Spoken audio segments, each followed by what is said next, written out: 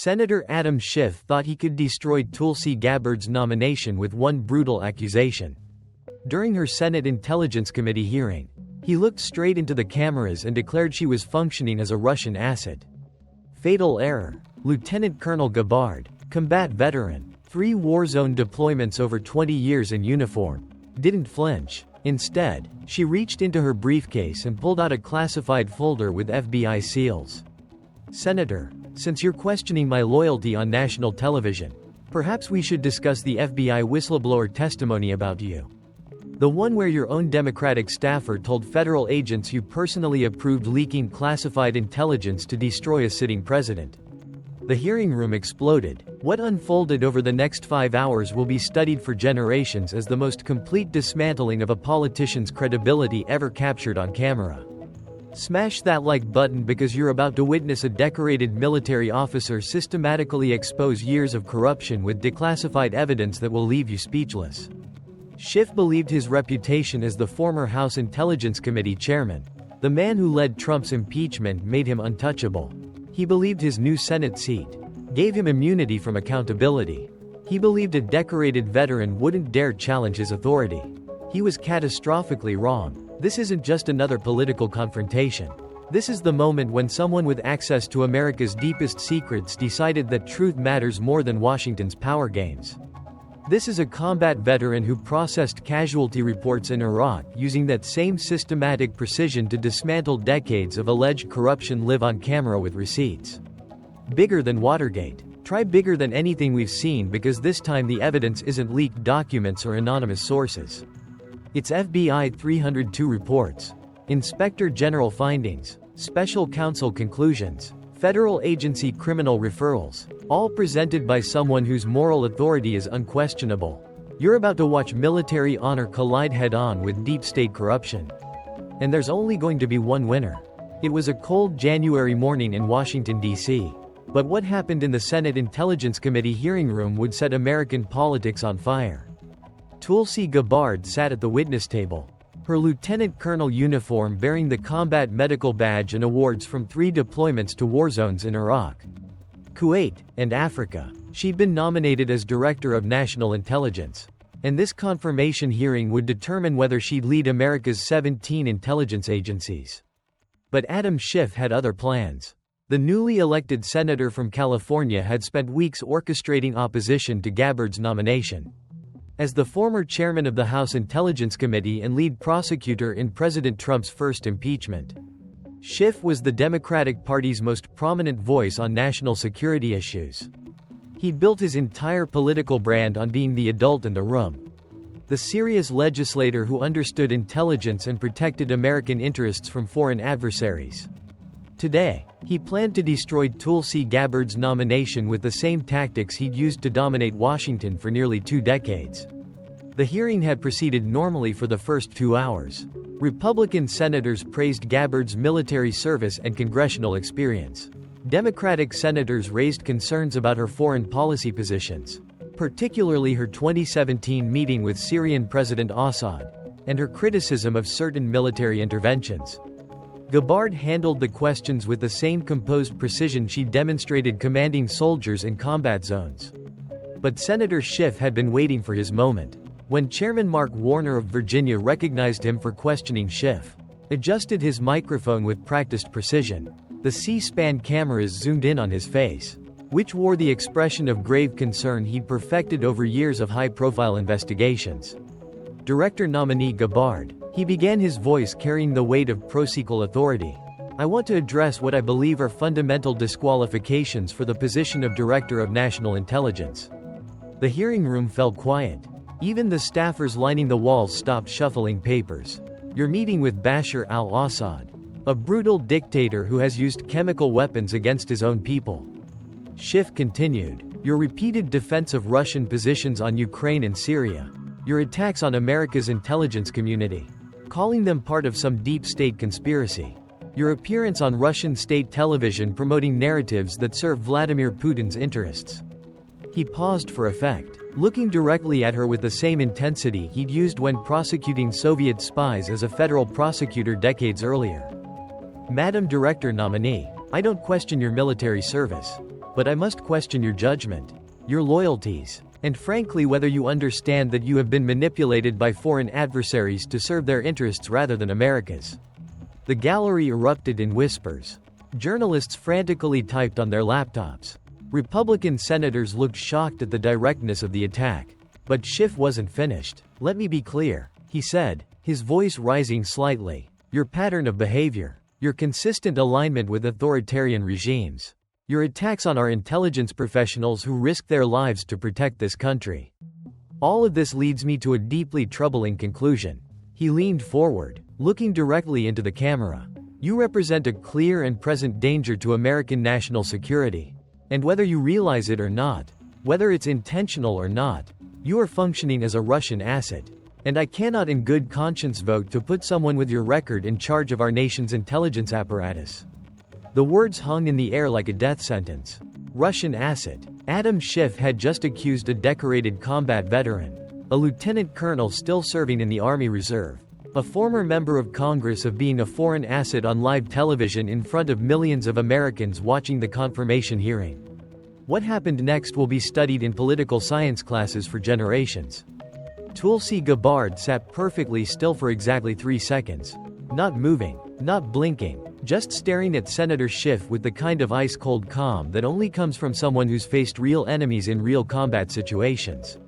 That look, every veteran watching immediately recognized it. It was the look of a warrior who had just been fatally underestimated by someone who had no idea what they just unleashed. When Tulsi finally spoke, her voice was steady as steel. But everyone in the hearing room could hear the controlled fury beneath the surface. "Senator Schiff," she said, her words precise and measured. "That's a very serious accusation you've just made against a military officer who has served this country in combat zones for over 2 decades. She paused, reaching into her briefcase with deliberate precision. "Since you want to question my loyalty to America in a public hearing, I think it's appropriate that we discuss your conduct as chairman of the House Intelligence Committee." The effect was immediate and devastating. Schiff's practiced expression of concern faltered for just a fraction of a second. But it was long enough for millions of viewers to see that this wasn't going according to his script. Tulsi withdrew a thick folder marked with official intelligence community classification stamps. The seal of the Federal Bureau of Investigation was clearly visible on the cover page. As Director of National Intelligence nominee, she continued her military bearing, filling the room with authority. "I have received security briefings during this transition period. And Senator Schiff, I have to tell you, some of the most disturbing intelligence I've reviewed doesn't concern foreign adversaries." She held up the folder like a weapon. "It concerns you." Senator Warner attempted to interrupt. "Director nominee Gabbard, I'm not sure this is the appropriate forum. With respect, Mr. Chairman." Tulsi cut him off with military precision. "Senator Schiff just accused me of being a foreign asset on national television. I believe the American people deserve to know the truth about who has actually betrayed their trust." She opened the folder, revealing what appeared to be FBI interview documents. Official 302 reports with redactions and classification markings. "Senator Schiff, let's discuss your FBI whistleblower. The Democratic staffer who worked for you on the House Intelligence Committee for over 10 years. The one who told federal agents that you personally approved leaking classified information to the media to damage a sitting president." The hearing room exploded. Reporters jumped to their feet. Cameras flashed. Republican senators looked stunned. Democratic senators frantically consulted with their staffers. And Adam Schiff's face went completely white. He'd spent decades being the one asking the questions, leading the investigations, controlling the narrative. He'd prosecuted Soviet spies, led impeachment inquiries, censured his political enemies. He was the master of Washington's intelligence politics. But now he was sitting across from someone who had access to everything. Someone who had the authority to declassify documents. Someone who had the moral credibility of military service. Someone who had clearly decided that if he wanted to question her loyalty, she was going to expose his corruption. "Senator Schiff," Tulsi said, her voice carrying the weight of ultimate authority, "shall we review what this whistleblower told the FBI? Or would you like to withdraw your accusation against me?"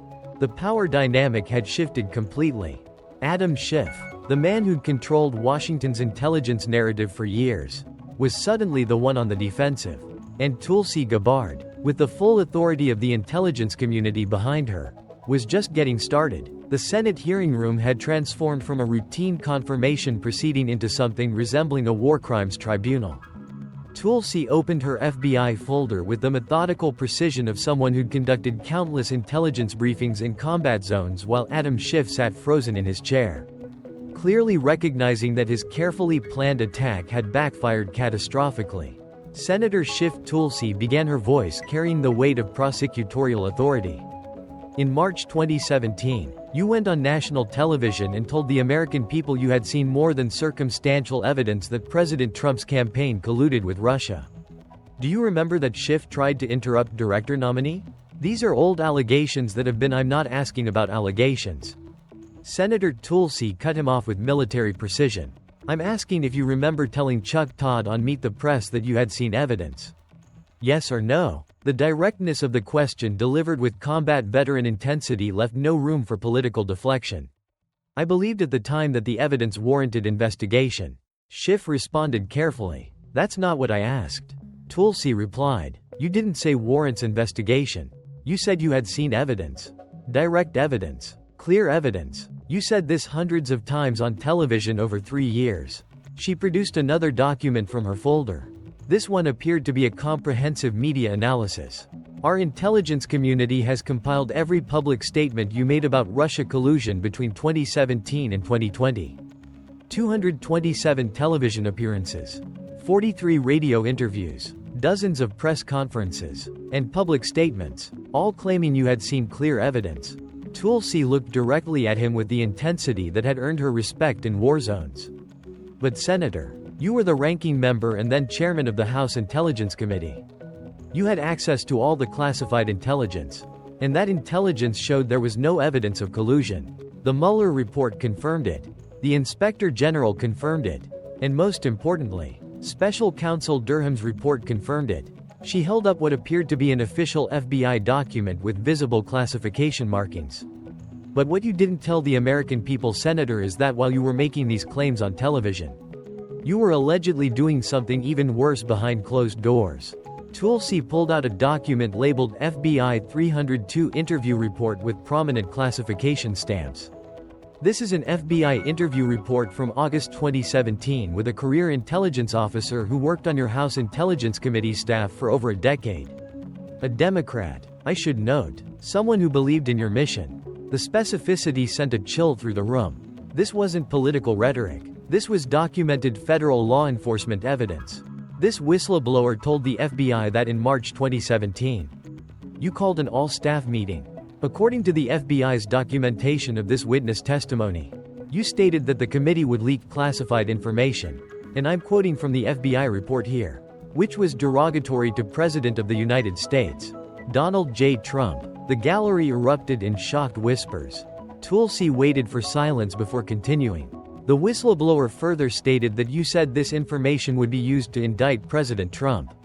When this intelligence officer expressed concern that leaking classified information would be illegal, they were allegedly told by others in the meeting. And again, I'm quoting the FBI report, we would not be caught leaking classified information. Senator Warner attempted to regain control. Director nominee Gabbard, these are serious allegations that these aren't allegations. Mr. Chairman, Tulsi interrupted. These are FBI 302 reports. Official witness testimony given to federal law enforcement. This whistleblower was interviewed by the FBI in 2017. Again, in 2018. Again, in 2020. And most recently in 2023. Same story. Same details. Consistent testimony over 6 years. She pulled out additional documents, each one adding to the mounting evidence. The whistleblower identified the likely leak recipient as then Congressman Eric Swalwell, who served on the Intelligence Committee with you. The FBI documents indicate the leaks were allegedly directed to Washington Post reporter Ellen Nakashima, who had previously been used by senior intelligence officials to plant Russia-related stories. This is outrageous. Schiff finally found his voice. These allegations were investigated and found to be baseless. This whistleblower was fired for cause, and even the Trump Justice Department found the claims not credible. Tulsi's smile was deadly calm. Actually, Senator, That's not accurate. The Department of Justice declined to prosecute, citing the speech and debate clause of the Constitution, which provides immunity for congressional actions. They didn't say the allegations were false. They said they couldn't prosecute a congressman for actions protected by constitutional immunity. She leaned forward slightly, her voice taking on the edge of someone who'd seen the real costs of betrayal in war zones. But senator immunity from prosecution doesn't mean innocence. It means you couldn't be criminally charged. There's a significant difference. Tulsi produced another document, this one appearing to be an internal DOJ memo. The FBI interviewed this whistleblower multiple times because they found the testimony credible and detailed. They documented specific meetings, specific dates, specific people present. The whistleblower described how you allegedly stated that you believed Russia had hijacked the 2016 election and that the country was in a constitutional crisis that justified extraordinary measures. The human cost angle made the political maneuvering even more reprehensible. According to the FBI documents, this whistleblower described the proposed leaking as unethical and treasonous. Those were their words. Senator, a Democratic staffer who worked for you called your actions treasonous. Tulsi's voice rose with moral authority that filled the chamber. This whistleblower also told the FBI something else interesting. They said you were particularly upset about the 2016 election result because you had believed you would be appointed CIA director if Hillary Clinton won. Is that true? Senator Schiff's face flushed with anger. That's completely irrelevant speculation from a disgruntled employee. Is it? Tulsi replied. Because it would explain a lot about your subsequent behavior. A man who believed he was going to lead the CIA instead watching Donald Trump become president. A man with access to the most sensitive intelligence in the government. A man who allegedly decided that the ends justified the means, that leaking classified information was acceptable if it helped remove a president you opposed. She gathered the FBI documents with military precision. Senator Schiff, you just accused me of being a Russian asset based on policy disagreements and critical questions I've raised about military interventions. But these FBI documents suggest that you allegedly approved leaking classified intelligence, actual national security secrets, for political purposes. Who is the real threat to national security? The contrast was devastating. Tulsi, the combat veteran with 3 deployments, being accused of disloyalty by someone who allegedly betrayed their oath to protect classified information for political gain. But Senator Tulsi continued reaching for another folder. The FBI whistleblower is just the beginning. Let's talk about what you told the American people versus what you actually knew. Round 1 was over and Adam Schiff's credibility as America's chief intelligence watchdog was already in ruins. But Tulsi had 4 more folders of evidence to present. The Senate hearing room had taken on the atmosphere of a prosecution, with Tulsi methodically building a case against the man who'd just accused her of being a foreign asset. She reached for her second folder. This one containing what appeared to be media transcripts and official government reports. Senator Schiff. Tulsi began on March 22, 2017. You told Chuck Todd on Meet the Press, and I'm quoting you exactly. I can tell you that there is more than circumstantial evidence now of Trump-Russia collusion. Do you stand by that statement? Schiff attempted to deflect. At the time, based on the information available at the time, you were the ranking member of the House Intelligence Committee. Tulsi interrupted. You had access to every piece of classified intelligence related to the investigation. So when you said more than circumstantial evidence, what specifically were you referring to? The silence that followed was deafening. Let me help you remember, Tulsi said, producing a thick document. This is Special Counsel Robert Mueller's report released in April 2019 after a 2-year, $32 million investigation. Volume 1, page 2. The investigation did not establish that members of the Trump campaign conspired or coordinated with the Russian government in its election interference activities. She let that statement hang in the air before continuing. And this, she held up another document, is Special Counsel John Durham's report from May 2023. It concludes that the FBI investigation into Trump-Russia collusion should never have been opened in the first place. That it lacked proper predication.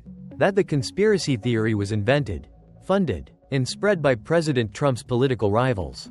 Tulsi looked directly at Schiff with the intensity of someone demanding accountability. So, Senator, both Mueller and Durham, after years of investigation, tens of millions of dollars, unlimited subpoena power. Both concluded there was no evidence of the collusion you claimed to have seen. Were you lying then, or are you lying now? Republican senators were leaning forward in their seats. Even some Democrats looked uncomfortable. This wasn't political theater. This was a systematic dismantling of Schiff's credibility using official government reports. I had access to intelligence that I believed. Schiff began. You had access to all the intelligence.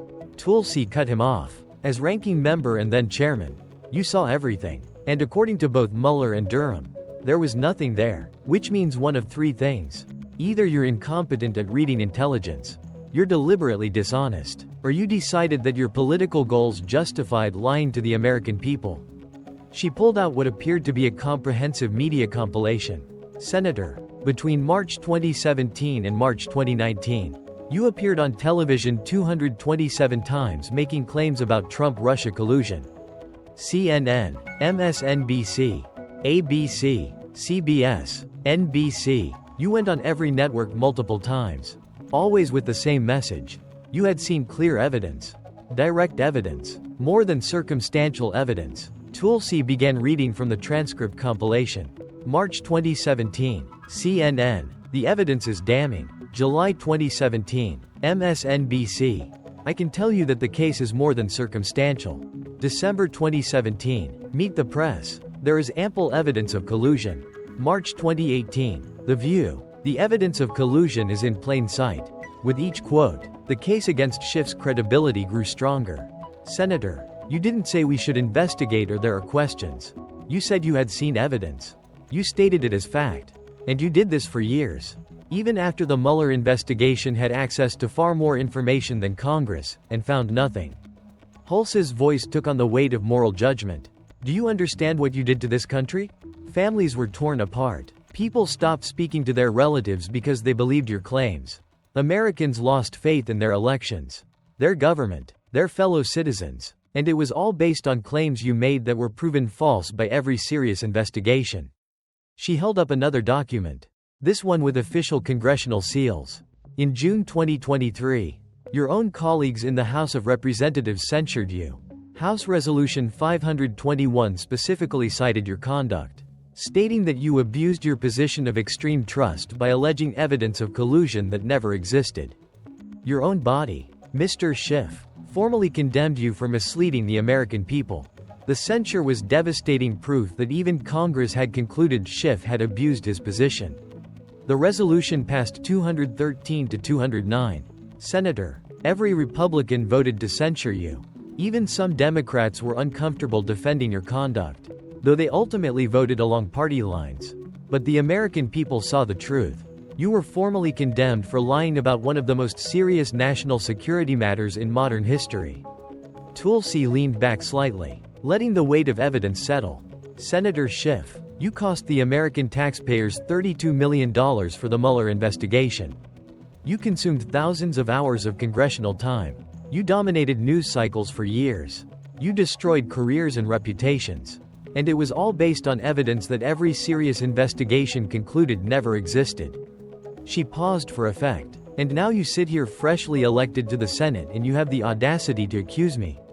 A combat veteran with 3 deployments who has actually fought America's real enemies of being a security threat. The contrast couldn't have been starker. Schiff, who'd spent years promoting a false narrative, questioning the loyalty of someone who'd risked her life serving the nation. But Senator Tulsi continued her voice, taking on an even more serious tone. The Russia collusion hoax wasn't just about false claims. It was about how you allegedly obtained and distributed the false claims. Let's talk about the Inspector General's report on FISA abuse. She pulled out another thick document. This one marked with Department of Justice seals. In December 2019, DOJ Inspector General M. Michael Horowitz released a report documenting 17 significant errors and omissions in the FBI's FISA applications to surveil Carter Page, a Trump campaign associate. Every single error favored more intrusive surveillance. Every single omission hid information that would have undermined the justification for the warrant. Tulsi looked directly at Schiff. And you, Senator, defended these warrants. You released a memo in February 2018 claiming the FISA applications were proper and justified. You attacked Congressman Devin Nunes for raising concerns. You said his memo questioning the FISA process was misleading and designed to undermine the investigation. She held up both the Schiff memo and the Nunes memo. But the Inspector General's report proved Nunes was right and you were wrong. The FISA applications were flawed. The Steele dossier used to justify surveillance was unverified. The FBI did fail to disclose critical information to the FISA court. Everything Nunes warned about was true and everything you claimed was false. The systematic destruction of Schiff's credibility continued with each piece of evidence. Senator, you used your position as chairman of the House Intelligence Committee, not to conduct oversight, but to provide political cover for an intelligence community that was surveilling a presidential campaign. You prioritized partisan loyalty over your oath to the Constitution. Tulsi gathered her documents with military precision. And now sitting here as a senator, you dare to question my loyalty? You dare to call me a security threat? Senator Schiff, I deployed to Iraq in 2004. I served in a medical unit where every single day I processed casualty reports. I know what real sacrifice for this country looks like. I know what it means to put American lives above political games. Her voice rose with moral authority that filled the chamber. What have you sacrificed, Senator? Your credibility, your integrity, your oath. Because from where I'm sitting, it looks like you sacrificed all of those things. And you sacrificed American unity, American trust, and American security, all for political power. Round 2 was over. Schiff's credibility as a serious intelligence professional was in tatters. But Tulsi still had 3 more folders of evidence. Shall we continue, Senator? Or would you like to withdraw your accusation about me being a Russian asset? Schiff sat silent, his practiced political composure completely shattered. Adam Schiff looked like he wanted the hearing room floor to swallow him whole. But Tulsi Gabbard wasn't finished delivering justice. She reached for her 3rd folder. This one containing documents related to the first impeachment of President Trump. Senator Schiff. Tulsi began with prosecutorial precision in December 2019. You served as the lead House manager in President Trump's first impeachment trial. You were selected because of your supposed expertise in intelligence matters and your reputation for careful fact-based analysis. Is that correct? Schiff nodded stiffly. I was honored to serve in that capacity. Let's talk about how you served. Tulsi replied, pulling out a transcript. On September 26, 2019, during the House Intelligence Committee hearing, you read what you called a summary of President Trump's phone call with Ukrainian President Zelensky. Do you remember that I was providing context? You were fabricating evidence. Tulsi cut him off. Let me read what you said. Senator, because the American people need to hear this again. She began reading from the official congressional transcript. This is the essence of what the president communicates. We've been very good to your country. Very good. No other country has done as much as we have. But you know what? I don't see much reciprocity here. I hear what you want. I have a favor I want from you. Though, and I'm going to say this only 7 times. So you better listen good. I want you to make up dirt on my political opponent. Understand? Lots of it. Tulsi looked up from the transcript. Senator, those were your words. You presented them as a summary of the actual call. The problem, President Trump never said any of that. Not a single word. You made it up. You fabricated a conversation between 2 world leaders and presented it to Congress as if it was real. The hearing room erupted in whispers. Even Democrats who defended Schiff during impeachment looked uncomfortable. You only admitted it was a parody after Republicans immediately called you out. Tulsi continued, but Senator, you didn't start by saying, I'm going to read a parody. You presented it as the essence of what Trump said. You wanted people to believe those were his words. She pulled out another document. The White House released the actual transcript of the call the day before your parody. Everyone could read what Trump actually said. But you decided to create a fake version and present it in a congressional hearing. Why? Schiff attempted to explain. It was meant to illustrate. It was meant to deceive. Tulsi interrupted. You are the former chairman of the House Intelligence Committee. You're a lawyer. You're a former federal prosecutor. You know the difference between evidence and fabrication. And you chose to fabricate evidence in a congressional hearing about impeachment. The moral weight of the accusation was crushing. Senator, when I was deployed to Iraq, if I had falsified intelligence reports or made up enemy communications, I would have faced a court-martial. What you did was no different. You fabricated a conversation between two world leaders to support an impeachment inquiry. Tulsi produced additional documents related to the impeachment process. But the fabricated call summary wasn't your only manipulation during the Ukraine investigation. Let's talk about the whistleblower coordination. She held up news reports and congressional testimony. Before the whistleblower complaint about the Trump-Zelensky call became public, your staff had contact with the whistleblower. Initially, you denied this, stating on September 17, 2019 that we have not spoken directly with the whistleblower. Tulsi looked directly at Schiff. But then it was revealed that your staff had spoken with the whistleblower. Your office was forced to issue a clarification admitting that the whistleblower contacted your committee before filing the official complaint. Why did you initially deny this contact? Senator, the pattern of deception was becoming clear. According to multiple reports, your staff advised the whistleblower on how to file the complaint and which procedures to follow. That's not conducting oversight, Senator. That's coordinating the complaint that launched an impeachment inquiry. Tulsi pulled out transcripts from the closed-door depositions Schiff's committee conducted during the impeachment inquiry. And then there's the matter of selective leaking during the investigation. Your committee conducted closed-door depositions in the basement of the CAP. Dozens of witnesses, thousands of pages of testimony. And remarkably, after almost every deposition, selective excerpts leaked to friendly media outlets.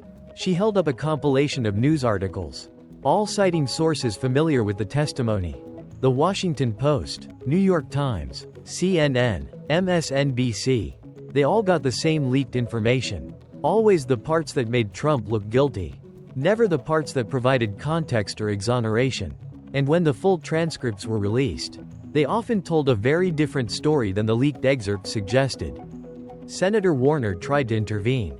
Director nominee Gabbard, leaks happen in Congress. Not like this. Tulsi shot back. Not this systematic. Not this coordinated. Not this politically beneficial to one party. Senator Schiff's committee had some of the most significant leaks in modern congressional history. All during an impeachment inquiry he was leading. She turned back to Schiff, the FBI whistleblower who documented your alleged leak approvals during the Russia investigation. They told the FBI that this was your pattern. Senator, conduct closed-door hearings. Control who sees the transcripts, leak selective information to damage political opponents. The whistleblower called it treasonous. Do you remember that the connection to the earlier allegations was devastating? And after all this manipulation, the fabricated call summary, the whistleblower coordination, the selective leaking, what happened? The Senate acquitted President Trump on February 5, 2020 by votes of 52 to 48 and 53 to 47. Even one Democrat senator, Joe Manchin, voted against one of the articles. Your impeachment case was so weak that it received bipartisan opposition. Tulsi leaned forward with the intensity of someone who'd seen real accountability in military justice. Senator Schiff, in the military, we have something called the Uniform Code of Military Justice.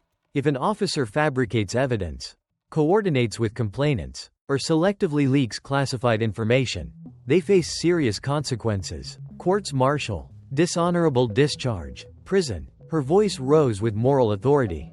But in Congress, what happened to you? You were praised by your party. You went on television as a hero of the resistance. You wrote a book. You raised millions for your Senate campaign. And now you sit here as a United States Senator, questioning my integrity. The contrast between military accountability and congressional privilege was stark. Senator, I want the American people to understand something. When you fabricated that call summary, you weren't just lying to Congress. You were lying to military families who rely on their leaders to tell the truth. You were lying to intelligence professionals who risk their lives based on accurate information. You were lying to Americans who want to believe their government officials have integrity. Tulsi gathered her impeachment-related documents. And the worst part, you did it all while claiming to be defending the Constitution. You wrapped your manipulation in the language of patriotism and duty. You positioned yourself as the defender of American democracy while you were systematically undermining the very principles you claimed to protect. Round 3 was over. Schiff's impeachment conduct had been exposed as a systematic manipulation of process and evidence. But Tulsi had 2 more folders of evidence. Shall we continue, Senator? Or have you had enough? The Senate hearing room had transformed into a tribunal. and Adam Schiff was the defendant. Tulsi reached for her fourth folder. This one containing Inspector General reports and FISA court documents. Senator Schiff. Tulsi began, "You've spent this hearing questioning my fitness to lead the intelligence community. So, let's examine your record of intelligence oversight. Let's talk about FISA abuse." She held up the December 2019 Inspector General report. Its official Department of Justice seal prominent. Inspector General Michael Horowitz identified 17 significant errors and omissions in the FBI's applications to surveil Carter Page, a U.S. citizen and Trump campaign associate. Every single error favored more intrusive surveillance. Every single omission hid exculpatory information. Tulsi looked directly at Schiff. These weren't minor paperwork mistakes, Senator. These were systemic failures that resulted in the intelligence community surveilling an American citizen based on faulty predication. And you, as ranking member and then chairman of the Intelligence Committee, defended this surveillance. She pulled out Schiff's February 2018 memo defending the FBI's FISA applications. You released this memo claiming the surveillance was proper and justified. You attacked Congressman Devin Nunes for raising concerns. You said his memo was misleading and designed to undermine the FBI. Do you remember that Schiff attempted to defend himself at the time? Based on the information I had, you had access to the same underlying intelligence Nunes had. Tulsi interrupted. You both served on the same committee. You both had access to the classified FISA applications. But Nunes saw problems and you saw none. Why? The question hung in the air. Let me suggest an answer. Senator, you saw what you wanted to see. You defended the surveillance because it supported your political narrative about Trump-Russia collusion. You prioritized partisan goals over proper oversight of the intelligence community. Tulsi produced another document from the IG report. The Inspector General found that the FBI relied heavily on the Steele dossier to justify the FISA warrants. But the dossier was unverified, paid for by the Clinton campaign and DNC, and contained information that Christopher Steele himself admitted was raw intelligence that needed verification. She looked at Schiff with prosectorial intensity. And you knew this, Senator. You knew the dossier was opposition research. You knew it was unverified. But you defended its use anyway. Why? Because admitting the FISA applications were flawed would undermine your Russia collusion narrative. The systematic pattern of choosing politics over proper oversight was becoming undeniable. Let's talk about unmasking. Tulsi continued pulling out additional documents. The FBI whistleblower told the FBI that in meetings you conducted, there were discussions about requesting the unmasking of Trump associates mentioned in intelligence reports. The whistleblower stated you wanted to identify these individuals so your committee could deal with them. She read from the FBI 302 report. Schiff believed Russia hijacked the election and the United States was in the middle of a constitutional crisis. HPSCI personnel were seeking to request the unmasking of anonymous U.S. persons mentioned in intelligence documents so they could deal with them. Tulsi looked up from the document. Senator, unmasking is supposed to be used when the identity of a U.S. person is necessary to understand foreign intelligence. It's not supposed to be used to identify political opponents so you can deal with them. And that's weaponization of intelligence, and it's exactly what you've accused others of doing. She pulled out another set of documents related to Schiff's service on the January 6th committee. And then there's your conduct on the January 6th Select Committee. You subpoenaed phone records without going through normal court processes. You obtained communications records of sitting members of Congress, your colleagues, including Congressman Jim Jordan and Congressman Scott Perry. The abuse of power extended beyond the Trump investigations. Senator, there's a reason we have judicial oversight for surveillance and subpoenas. It's to prevent exactly the kind of political spying you engaged in. You used your committee position to obtain phone records of fellow legislators without proper judicial authorization. How is that different from the kind of authoritarian tactics you claim to oppose? Tulsi's voice rose with moral indignation. And let's talk about your media strategy. The FBI whistleblower identified a pattern. Classified briefings followed immediately by media leaks.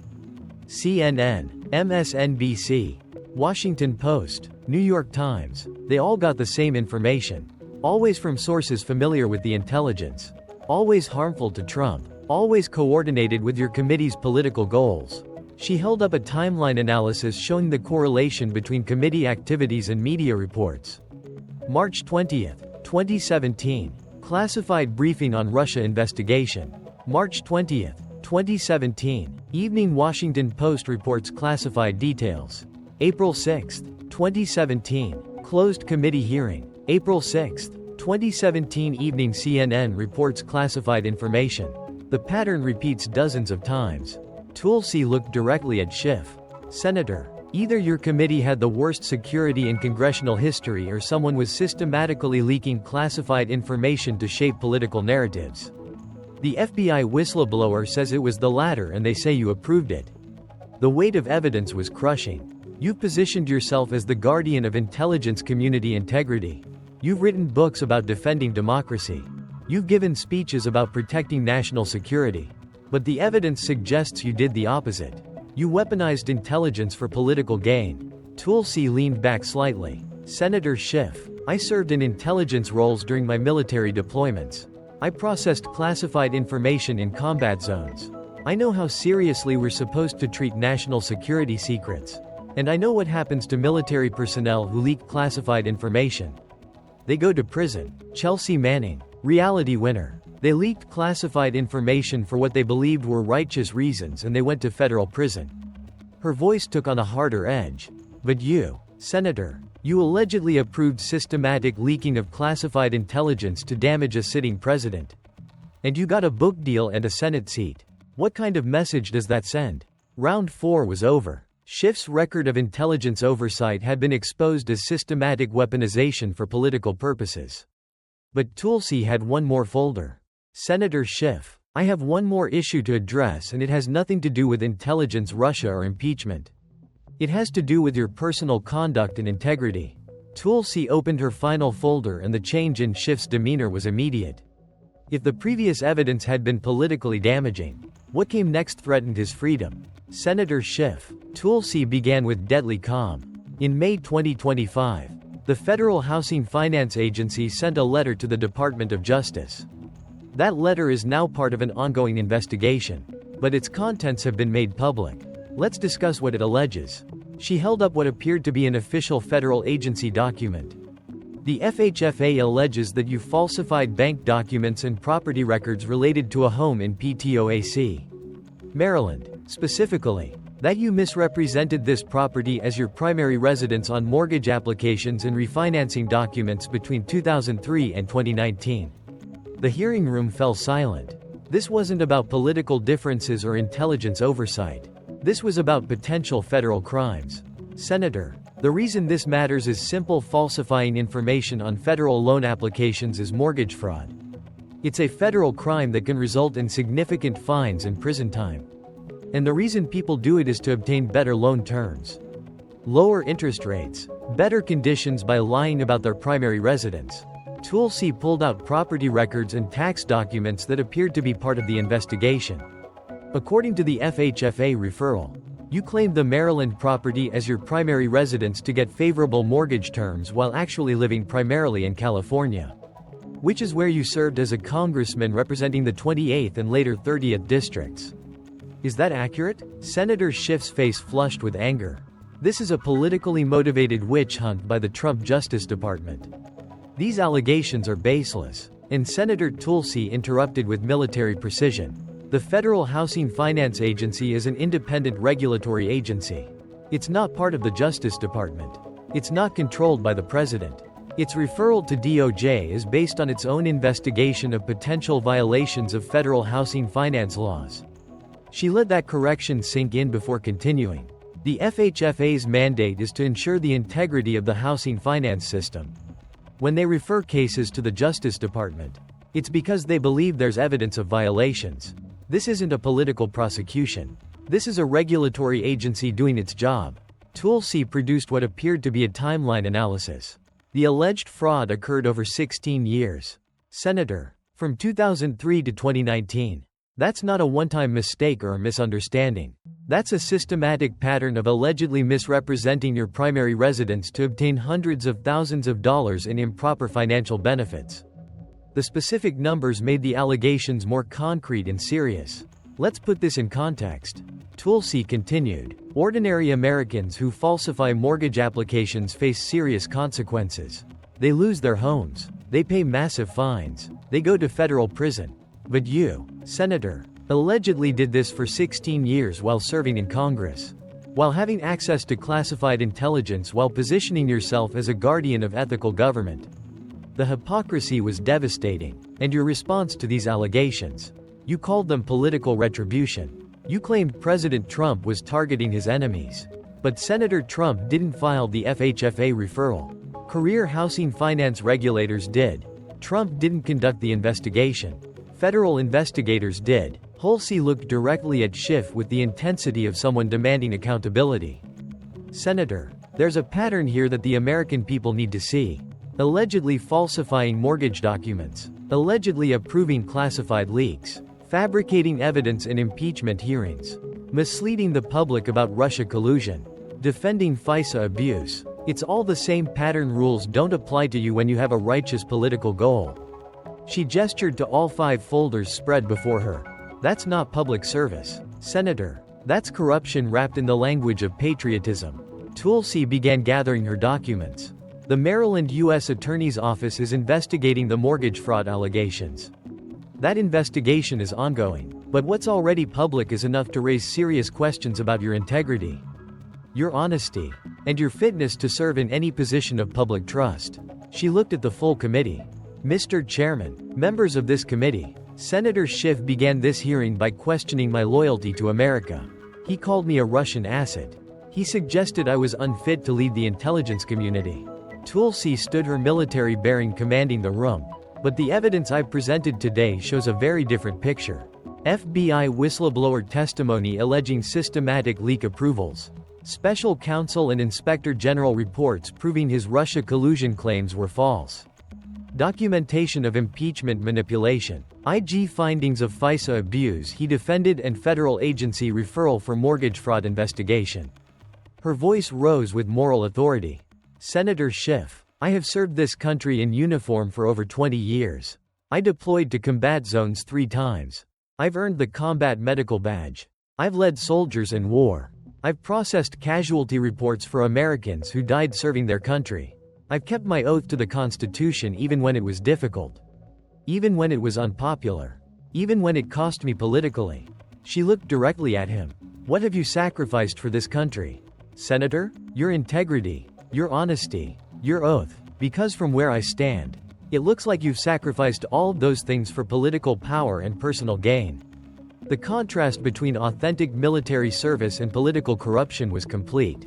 I will be confirmed as Director of National Intelligence. Senator Schiff.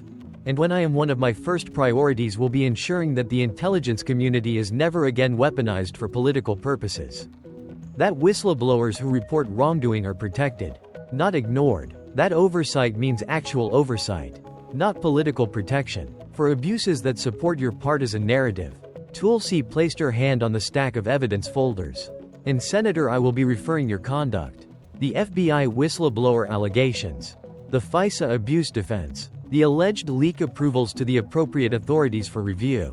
Because in America, no one is above the law. Not former Intelligence Committee chairman. Not United States senators. No one. The hearing room erupted in chaos. Reporters rushed to file stories. Republican senators applauded. Democratic senators frantically consulted with staff. Camera flashes lit up the room. And Adam Schiff sat motionless.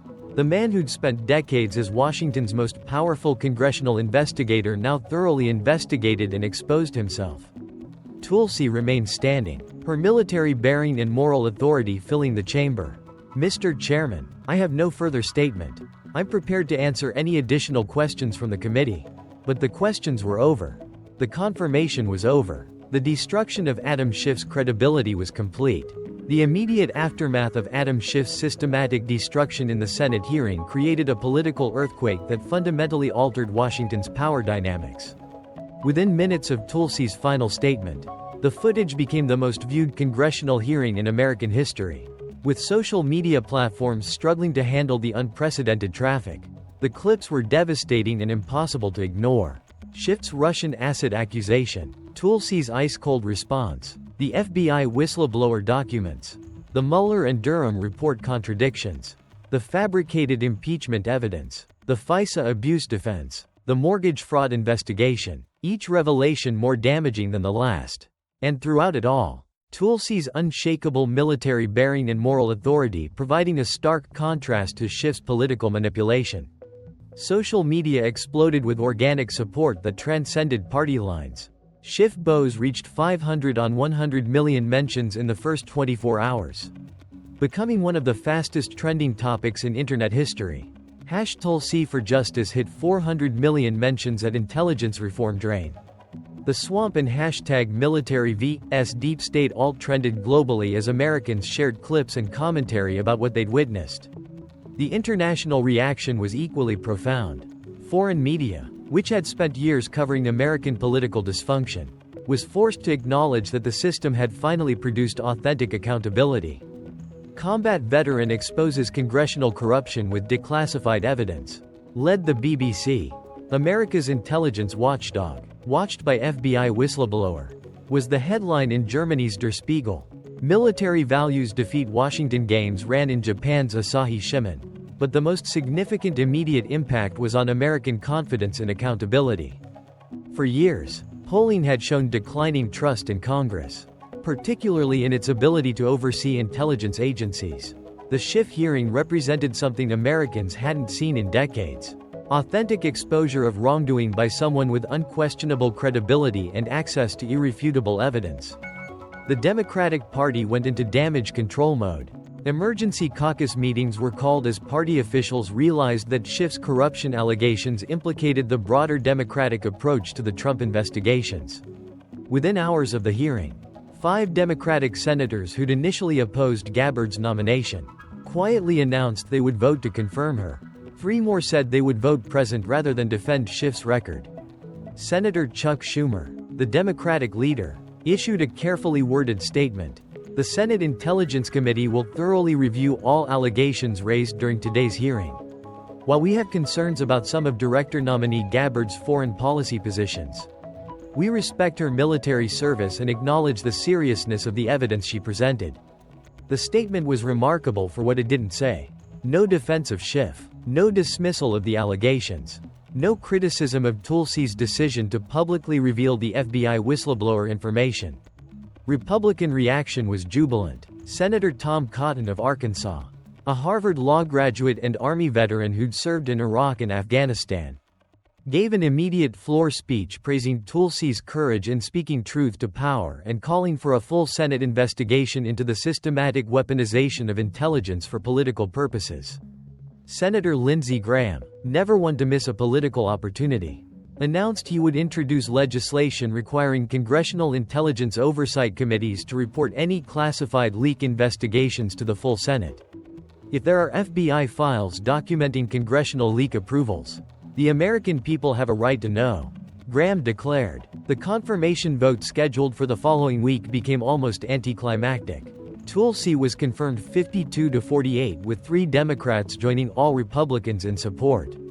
Notably, Senator Schiff voted present rather than either supporting or opposing her, a tacit acknowledgement that actively opposing her after the hearing would be political suicide. The intelligence community's reaction was more complex. Career intelligence officers were divided. Some were angry that Tulsi had publicly revealed FBI whistleblower information, seeing it as a violation of the confidentiality that encourages whistleblowers to come forward. Others were relieved that someone with actual military experience and apparent commitment to reform would lead the community. But there was near universal agreement. On one point, the Schiff hearing had fundamentally changed the relationship between Congress and the intelligence community. The old model of congressional oversight, where committee chairmen had enormous power with limited accountability, was dead. The new Director of National Intelligence had made clear that she would hold Congress to the same standards of integrity and truthfulness that she expected from intelligence professionals. Adam Schiff's personal fallout was swift and comprehensive. California Governor Gavin Newsom, who'd celebrated Schiff's Senate election, issued a terse statement saying he looked forward to Senator Schiff addressing the serious allegations raised during the confirmation hearing. The statement notably didn't defend Schiff or express continued confidence in him. Nancy Pelosi, Schiff's longtime ally and the former speaker who appointed him lead impeachment manager, was conspicuously silent. Her office declined requests for comment and she canceled several scheduled media appearances. The political calculation was obvious. Defending Schiff meant defending conduct that even Democrats found indefensible. The Maryland U.S. Attorney's Office, which had been investigating the mortgage fraud allegations, suddenly found itself under intense public scrutiny. Within a week of the hearing, U.S. Attorney Kelly Hayes announced that her office would expeditiously complete its investigation and make charging decisions based solely on the facts and the law. Legal experts noted that the public announcement was unusual. Federal prosecutors typically don't comment on ongoing investigations, but the hearing had made the case so high profile that silence would have fueled conspiracy theories about political interference. The FBI whistleblower, whose identity remained protected under federal law, issued a statement through their attorney. "I reported what I witnessed because I believe in the rule of law and the Constitution. I'm grateful that Director nominee Gabbard had the courage to make this information public. The American people deserved to know the truth." The whistleblower's statement was significant because it confirmed the authenticity of the FBI documents Tulsi had referenced. This wasn't manufactured evidence or political spin. It was an actual federal whistleblower standing by their testimony even after it became public. 3 months after the confirmation hearing, the consequences continued to unfold. The Maryland U.S. Attorney's Office announced that Adam Schiff had been indicted on 3 counts of mortgage fraud. The indictment alleged he knowingly and willfully made false statements on federally insured mortgage applications to obtain approximately $425 in improper financial benefits between 2003 and 2019. Schiff immediately held a press conference declaring his innocence and calling the indictment the criminalization of political opposition. But his defense was significantly weakened by the fact that the investigation had begun under the Biden administration before Trump returned to office. The House Ethics Committee, now under Republican control, announced a comprehensive investigation into Intelligence Committee conduct during the 115th through 117th Congresses. The investigation specifically targeted the leak allegations, whistleblower coordination, and selective disclosure of classified information. The Senate Ethics Committee, embarrassed that one of its newest members was under federal indictment, announced its own investigation into Schiff's conduct. While the committee couldn't retroactively investigate his House service, it could examine whether he'd made false statements during his Senate campaign or confirmation process.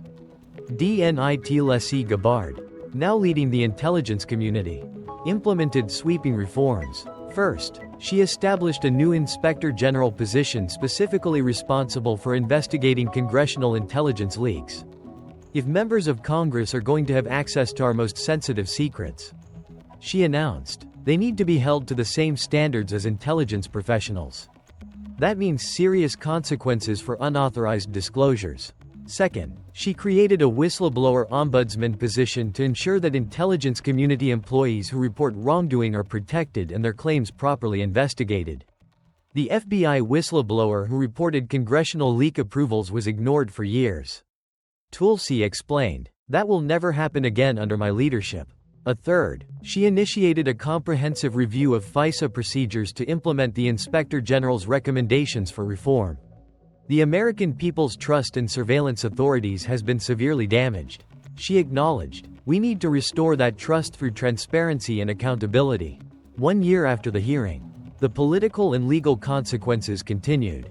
Adam Schiff's trial on mortgage fraud charges was scheduled for the following spring. He'd hired a high-profile legal team and was vigorously fighting the charges. But the case was proceeding through normal federal prosecution channels. Schiff's Senate career was essentially frozen. He'd been removed from the Intelligence Committee and declined positions on other high-profile committees. His 2026 re-election campaign was in jeopardy with several potential Democratic primary challengers already positioning themselves.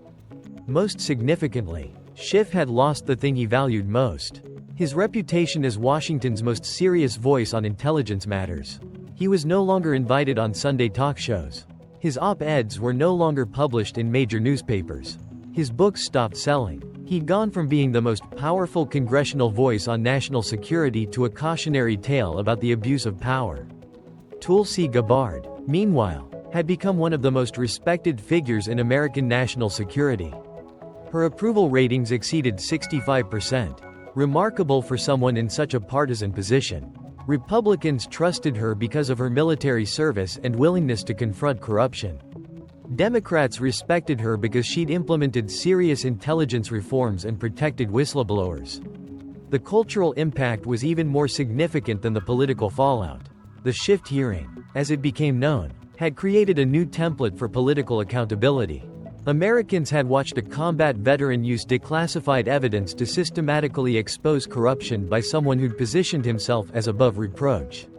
The contrast between military values and political games had resonated across partisan divides. Military recruitment saw a significant increase, particularly among young people who'd watched the hearing. "I want to serve like Lieutenant Colonel Gabbard" became a common refrain in recruiting offices. The military's emphasis on honor, integrity, and accountability had been publicly validated in a way that transcended politics. But perhaps the most lasting impact was on Americans' understanding of intelligence oversight. For decades, the assumption had been that congressional intelligence committees provided effective oversight of spy agencies. The Schiff hearing revealed a different reality. Sometimes the overseers needed oversight themselves. 2 years after the hearing, Tulsi Gabbard addressed a joint session of Congress on the state of American intelligence. Her speech was carried live by every major network, a reflection of how her credibility had transformed the position of DNI. 2 years ago, I stood before the Senate Intelligence Committee and made a promise.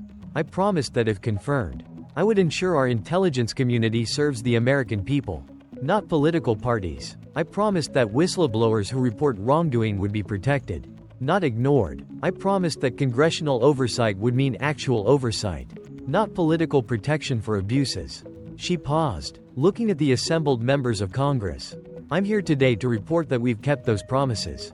We've prosecuted more unauthorized disclosures of classified information in the past 2 years than in the previous decade. We've protected 19 whistleblowers who reported serious wrongdoing. We've implemented FISA reforms that restore Americans' confidence in surveillance authorities." Then she addressed the elephant in the room. "We've also restored trust between the intelligence community and Congress. That trust was broken by years of intelligence being weaponized for political purposes. By selective leaking, by coordination between congressional offices and preferred media outlets, by treating national security as a partisan game." She looked directly at where Adam Schiff had once sat on the Intelligence Committee. His seat now occupied by a freshman Democrat who'd run on a reform platform. The lesson of the past 2 years is simple. In America, no one is above the law. Not presidents, not senators, not Intelligence Committee chairmen, and certainly not DNIs. I serve at the pleasure of the president and with the confidence of Congress. If I abuse that trust, I expect to be held accountable just as others have been. The speech received a standing ovation from both Republicans and Democrats. It had been years since an intelligence official received such bipartisan support. Adam Schiff, who had been convicted on 2 of 3 mortgage fraud counts and sentenced to 2 years in federal prison, suspended pending appeal, was not present for the speech. He'd resigned from the Senate 6 months earlier. The first senator forced out by criminal conviction in decades. In his resignation letter, Schiff maintained his innocence on the mortgage charges, but acknowledged that the controversies surrounding my tenure in Congress have become a distraction from the important work of the Senate. He notably did not address the FBI whistleblower allegations or the evidence of Russia investigation misconduct. The final word on the Schiff affair came from an unlikely source. Barack Obama, whose administration had overseen much of the intelligence activity Schiff had defended. In his memoir, published 3 years after the hearing, Obama wrote, "The Russia investigation was necessary and justified given the intelligence we had at the time. But the way some in Congress used classified information and oversight authorities for political purposes was deeply troubling. We need congressional oversight to be genuine oversight, not partisan warfare disguised as constitutional duty." It was as close as Obama would come to acknowledging that Schiff had crossed lines that shouldn't have been crossed. The Schiff hearing became required viewing at the Naval Academy, West Point, and the Air Force Academy. At all 3 institutions, It was used in ethics classes as an example of the contrast between military values and political expedience. Cadets and midshipmen studied how Tulsi had used evidence, systematically maintained composure under attack, and prioritized truth over political advantage. One West Point instructor explained the lesson to his class. Lieutenant Colonel Gabbard could have used that hearing to grandstand to get revenge to claim victimhood.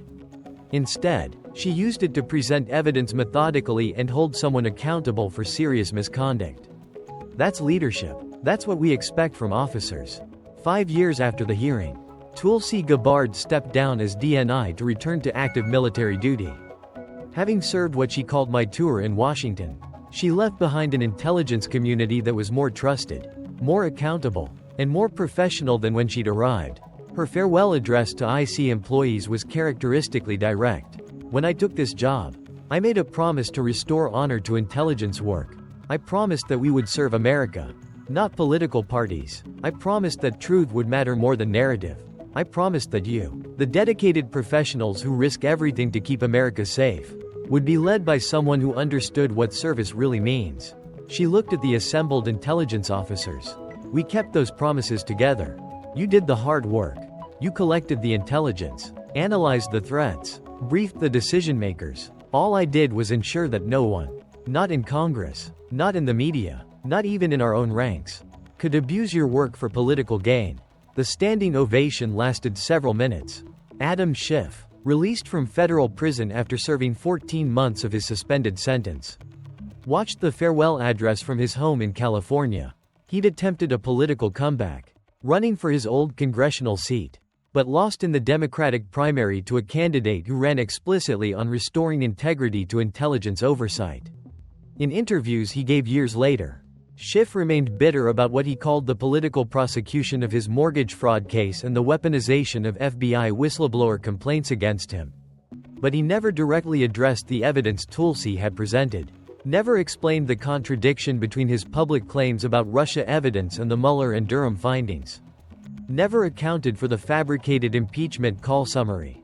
The final assessment came from a bipartisan Senate Intelligence Committee report issued 7 years after the hearing. The report, which took 3 years to complete, concluded the systematic leaking of classified information during the 2017-2020 period represented one of the most serious breaches of congressional intelligence oversight in American history. While constitutional protections prevented criminal prosecution of sitting members of Congress, the conduct documented in FBI whistleblower complaints and corroborated by our investigation violated congressional ethics rules, betrayed the trust of the intelligence community, and damaged American national security. The report recommended 17 specific reforms to congressional intelligence oversight, including annual security clearance reviews for all members and staff of intelligence committees, mandatory reporting of all contact with media regarding classified information, enhanced whistleblower protections for IC employees reporting congressional misconduct, bipartisan leadership approval required for all classified briefings to prevent selective disclosure, criminal referral requirements for credible allegations of unauthorized disclosure. Most significantly, the report concluded Director of National Intelligence Tulsi Gabbard's decision to publicly address FBI whistleblower allegations during her confirmation hearing, while controversial at the time, ultimately served the national interest by exposing serious misconduct and creating momentum for essential reforms. The Schiff hearing had fundamentally changed American intelligence oversight. The old model where congressional committee chairmen had enormous power with minimal accountability was dead. The new model emphasized transparency, accountability, and the kind of integrity that Tulsi Gabbard had embodied during those 5 hours of testimony. When military historians write about the evolution of civil-military relations in the 21st century, the Schiff hearing will be a pivotal moment. It was the day a combat veteran reminded politicians that military values, duty, honor, integrity, selfless service weren't just words, but principles that should apply to everyone in government. And it was the day America learned that authentic service will always triumph over manufactured credibility, that military precision will always defeat political games, and that when someone with unquestionable integrity has access to the truth, no amount of political power can survive the exposure. Adam Schiff had called Tulsi Gabbard a Russian asset. She responded by systematically exposing years of his alleged corruption, manipulation, and abuse of power. He thought his Senate seat and his reputation as Washington's intelligence expert made him untouchable. He was wrong. If you made it this far, you've witnessed something extraordinary. The systematic exposure of congressional corruption by someone with the authority, the evidence, and the moral credibility to make it stick.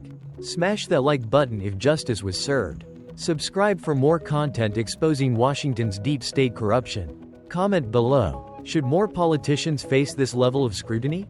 Share this story everywhere before they try to memory hole what really happened. This is what happens when military honor confronts political corruption. This is what happens when authentic warriors face deep state politicians. This is what happens when someone with real integrity says enough. God bless our veterans. God bless those who still serve with honor.